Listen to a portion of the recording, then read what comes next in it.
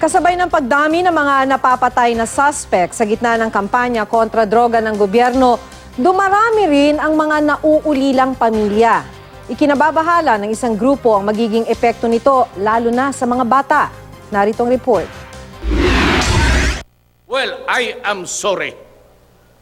I have to clean up, and until such time mapatay ang mga drug lord, I am ready to face the consequences, and if I have to rot in hell, I will do it.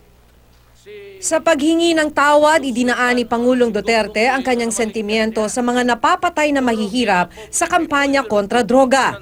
Anya, wala siyang magagawa kung mahihirap ang nasasagasaan sa mga operasyon kontra droga. Ang pahayag ng Pangulo binatikos ng Asia Division Deputy Director ng Human Rights Watch na si Felim Cain. Pag-amin daw ito na ang gera kontra droga ng gobyerno ay gera kontra mahihirap. Buwelta ni Presidential Spokesperson Ernesto Abella, walang partikular na bahagi ng lipunan na tinatarget ang gera kontra droga. Nagkataon lang daw na ang pinakatalamak na droga sa Pilipinas ay shabu, na anyay poor man's cocaine.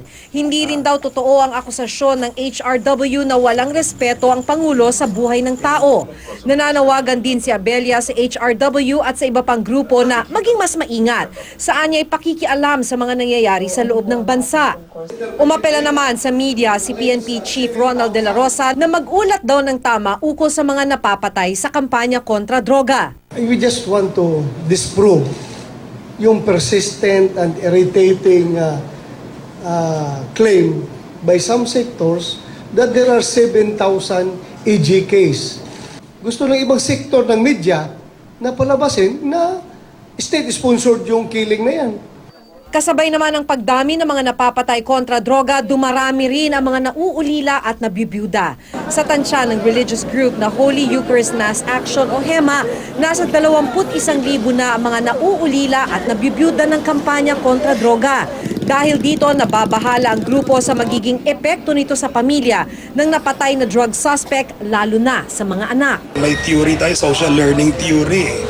You become what you see, no?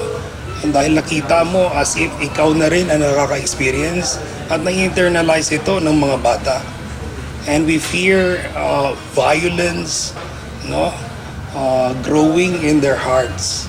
Para naman sa Commission on Human Rights, responsibilidad ng gobyerno na alalayan at tulungan ang mga nauulila ng mga napapatay na drug suspect. The right to adequate food is affected. The right to education of the child is affected. The right to health, the right, ang daming rights na violated as a result of one death in the family. Sa kasalukuyan, naghahanda na raw ang CHR ng rekomendasyon sa gobyerno kaugnay ng kapakanan ng mga nauulila ng mga napapatay sa drug war. Sa pagpapatuloy naman ng kampanya kontra droga, nagkasa ng operasyon sa Barangay Central, Quezon City. Nasa batang 58,000 pisong halaga ng hinihinalang shabu. Inaresto ang mag-live-in partner na sina Sandy Ganancial at Esperanza Martinez. Aminado si Martinez na tulak sila pero itinanggi ito ni Ganancial. Sa Prosperidad, Agusan del Sur, nilusob ng PIDEA ang mga bahay ni na Barangay Patin Ay Chairman Romeo Lagat at Kagawad Danilo Tumale. Nakuha sa kanila ang 18 sachet ng umano'y shabu, drug paraphernalia at 2 baril. Itinanggi nilang sangkot sila sa droga.